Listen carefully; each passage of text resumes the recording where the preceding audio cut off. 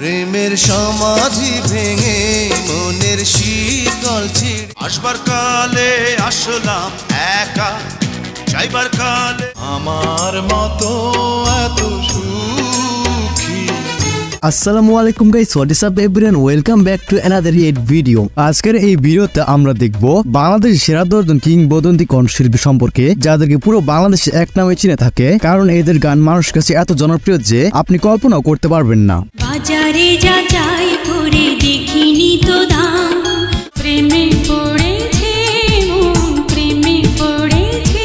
তো ভিডিওটি অনেক ইন্টারেস্টিং হতে চলেছে, তাই ভিডিওতে একটি লাইক দিয়ে চ্যানেলটি সাবস্ক্রাইব করে সিট বেল্টটি লাগিয়ে বসে পড়ুন ভিডিওটি দেখার জন্য। ঠিক আছে, শুরু করেন জামাই সাহেব। আমাদের লিস্টের শুরুতে রয়েছে জেমস, আবার যাকে অনেকেই বলেন নগর বাউল জেমস। নীরবে অভিমানে নিবিড়িতে জেমস হলো একজন জনপ্রিয় বাংলাদেশি মিউজিক্যাল ব্র্যান্ড বা রক, ব্লুজ এবং ফিউশন মিউজিকের অন্যান্য মিশ্রণের জন্য পরিচিত। জেমস হলো একজন অত্যন্ত সম্মানিত সঙ্গীত শিল্পী এবং গিটারিস্ট ছিলেন। জেমস 1993 সালে তাদের প্রথম গান নগর বাউলের মাধ্যমে জনপ্রিয়তা অর্জন করেন, যেটিতে গুরু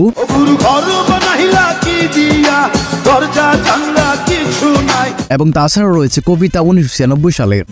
কবিতা তুমি স্বপ্নচারী হয়ে খবর নিও না। এবং জেমসের কিছু বিখ্যাত গানের মধ্যে রয়েছে বিগি বিগি, তোর প্রেমেতে অন্ধ হলাম, তোর প্রেমেতে অন্ধ হলাম, কি দোষ দিবি তাতে, এবং আসবার কালে আসলাম একা। এছাড়াও রয়েছে অনেক বিখ্যাত গান। পাতলা হাওয়ার মাটির পিহিতে নিভু নিভু করে। তো আরো একটি কথা এখানে ক্লিয়ার করা রয়েছে, আমাদের এই লিস্টটি তৈরি করা হয়েছে শুধুমাত্র ভিডিওটি সুন্দরভাবে সাজানোর জন্য। ঠিক আছে। তারপর আমাদের লিস্টে রয়েছে কনক চাপা। তুমি আমার এমনই একজন। কনক চাপা একজন বিশিষ্ট বাংলাদেশি গায়িকা, যিনি প্লেব্যাক গান এবং নন ফিল্ম সঙ্গীত উভয় ক্ষেত্রেই তার অবদানের জন্য পরিচিত।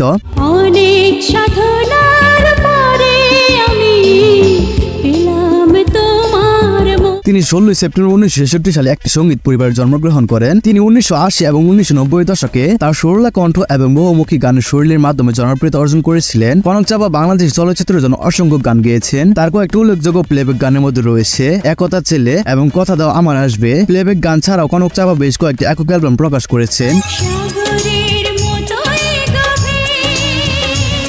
এবং বাংলাদেশ সব বিদেশে বিভিন্ন কনসার্টে অভিনয় করেছেন। তিনি সঙ্গীত শিল্পে তার অবদানের জন্য সেরা মহিলা প্লেব্যাক গায়কের জন্য বাংলাদেশ জাতীয় চলচ্চিত্র পুরস্কার সহ বেশ কয়েকটি পুরস্কার জিতেছেন।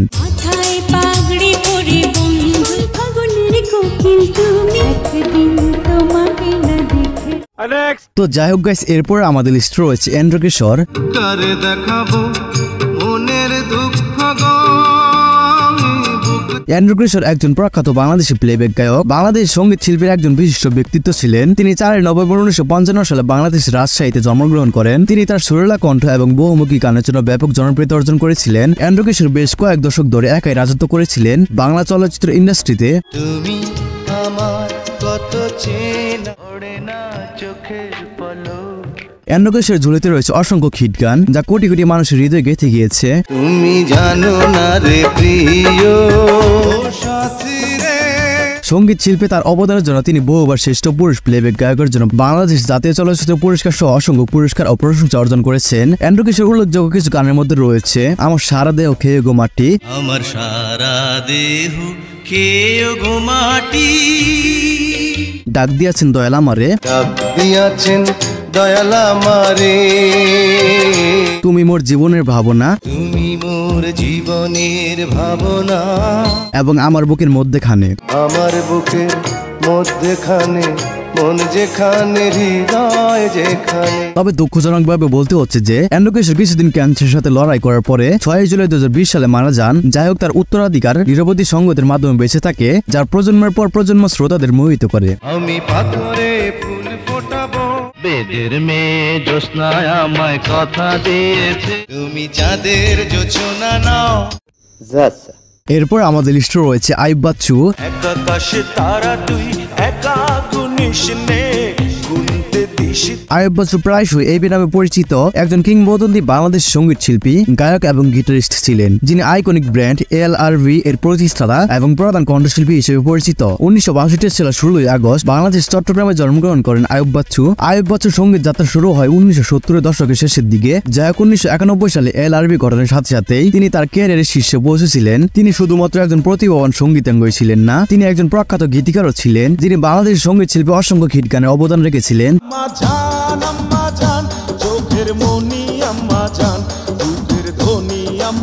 তার কিছু বিখ্যাত গানের মধ্যে রয়েছে চলো বদলে যাই, মাধবী, ফেরারি মন এবং সেই তুমি।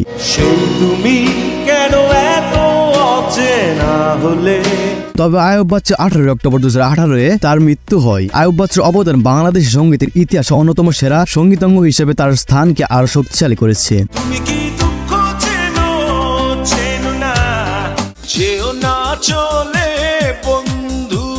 এরপর আমাদের ইস্রো রয়েছে রুনা লাইলা।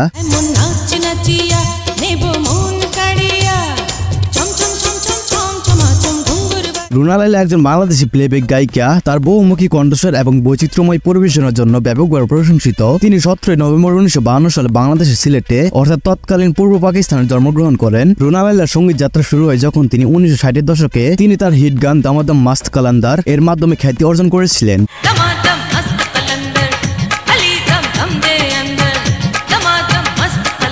তার পুরো ক্যারিয়ার জুড়ে রুনা লাইলা চলচ্চিত্রের জন্য ফোক, পপ, ক্লাসিক্যাল এবং প্লেব্যাক গান সহ বিভিন্ন ঘরানার সাথে পরীক্ষা করেছেন। তিনি বাংলা, উর্দু, হিন্দি, পাঞ্জাবি এবং সিদ্ধি সহ একাধিক ভাষায় গান গেয়েছেন। তার অসাধারণ ভাষাগত এবং কণ্ঠ দক্ষতা প্রদর্শন করেছেন। রুনা লাইলার কিছু উল্লেখযোগ্য গানের মধ্যে রয়েছে ও আমার বন্ধু গো, কালা শাকালা, মেরা বাবু ছাইল ছাবিলা এবং সোনার ওদের গান। তার প্রাণময় কণ্ঠের মাধ্যমে আবেগ প্রকাশ করার ক্ষমতা এবং বিভিন্ন সঙ্গীত চরিতার দক্ষতা প্লেব্যাক প্রশংসা অর্জন করেছে।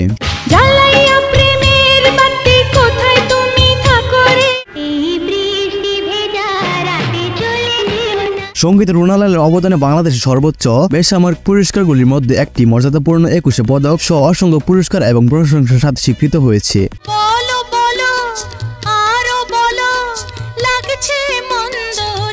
তারপর আমাদের লিস্টে রয়েছে মনির খান।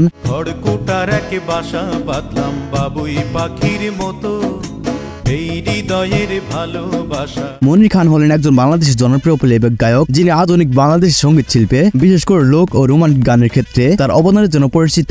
বাংলাদেশের মুন্সিগঞ্জ জেলায় 1965 সালের 1 জানুয়ারি জন্মগ্রহণ করেন মনির খান। তার স্বতন্ত্র কণ্ঠস্বর এবং আবেগঘন পরিবেশনের মাধ্যমে খ্যাতি অর্জন করেন। তিনি 1980 দশকের শেষের দিকে তার সঙ্গীত জীবন শুরু করেন এবং 1990 দশকে তার প্রাণবন্ত অভিনয়ের মাধ্যমে জনপ্রিয়তা অর্জন করেন। চিঠি লিখেছে বউ আমার ভাঙ্গা ভাঙ্গা হাতে লণ্ঠন জ্বালাইয়া। মনির খানের গানগুলি প্রায় প্রেম, হৃদয় বিতরক এবং নস্টালজিয়ার থিমগুলোকে অন্বেষণ করেন। প্রজন্মের শ্রোতাদের সাথে গভীরভাবে অনুরণিত হয়। মনির খানের কিছু বিখ্যাত গানের মধ্যে রয়েছে তুমি ছাড়া একতা দিন, কি করে ভুলিব তোরে, আমার একলা আকাশ তোমার তারা এবং চলো বদলে যায়। এই গানগুলি চিরকালের ক্লাসিক হয়ে উঠেছে এবং শ্রোতাদের দ্বারা লালিত হয়ে উঠেছে।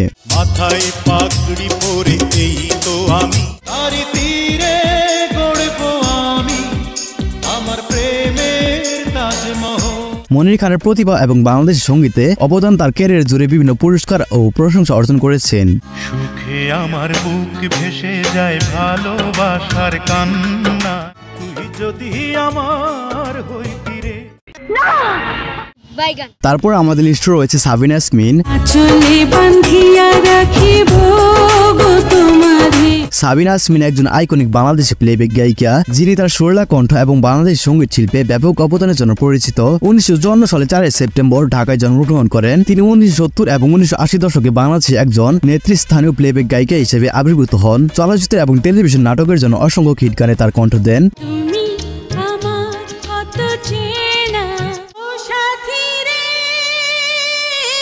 যা তাকে ক্লাসিক্যাল, আধুনিক, লোকস এবং দেশাত্মবোধক গান সহ বিভিন্ন ধারায় গান প্রদর্শিত হয়।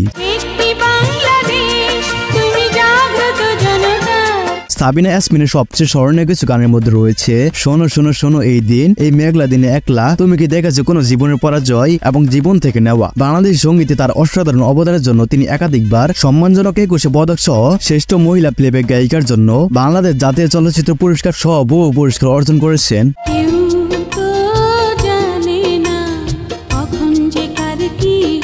এরপর আমাদের লিস্টে রয়েছে খালিদ হাসান মিলু।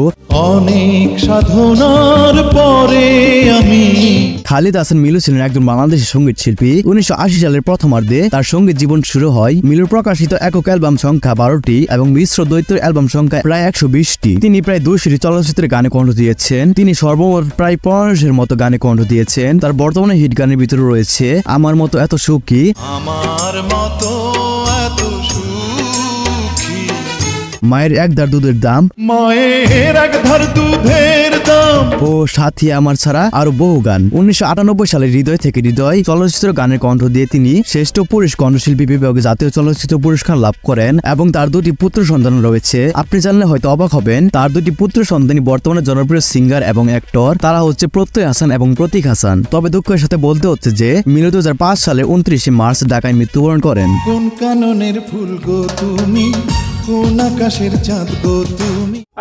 তারপর আমাদের লিস্টে রয়েছে আসিফ আকবর, যাকে বলা হয় বাংলার কিং যুবরাজ। পিরিতি পিরিতি পিরিতি পিরিতি পিরিতি পিরিতি দাও বেটা এটা হইলো।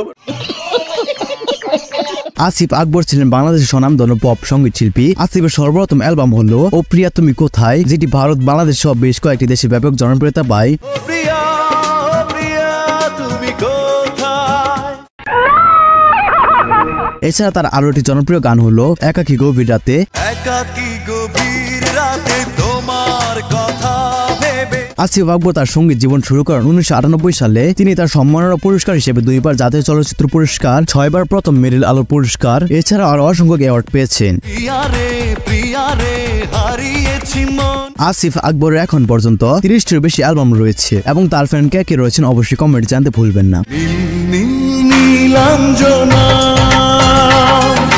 বুকের মাঝে প্রেমের নদী। তো যাই হোক, সর্বশেষ আমাদের লিস্ট রয়েছে সৈয়দ আব্দুল হাদী। এই যে দুনিয়া কিসের লাগিয়া। সৈয়দ আব্দুল হাদী প্রখ্যাত বাংলাদেশী প্লেব্যাক গায়ক এবং গজল শিল্পী। তিনি 1943 সালের 1 নভেম্বর ভারতের কলকাতায় জন্মগ্রহণ করেন। পরে তিনি বাংলাদেশে ঢাকায় চলে আসেন। হাদী তার সুরলা কণ্ঠ এবং গজল, নজরুল সঙ্গীত এবং আধুনিক বাংলা গানের ব্যতিক্রমী পরিবেশনার জন্য অনেক জনপ্রিয়তা অর্জন করেছেন। 1960-এর দশকে যখন তিনি রেডিওতে গান গাইতে শুরু করেন, তখন তার কর্মজীবন শুরু হয়। তার সমগ্র কর্মজীবনে সৈয়দ আব্দুল হাদী অসংখ্য অ্যালবাম প্রকাশ করেছেন এবং জাতীয় ও আন্তর্জাতিকভাবে বিভিন্ন কনসার্টে অভিনয় করেছেন।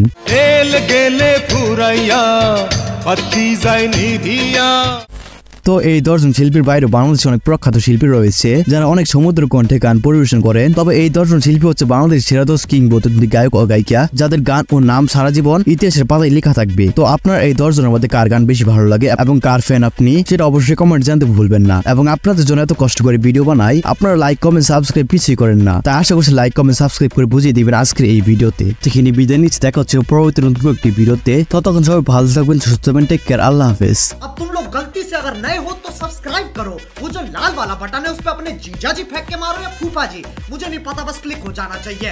अब मैं भी जा रहा हूं, मुझे मुठिया बेलने जाना है। बाय। वो है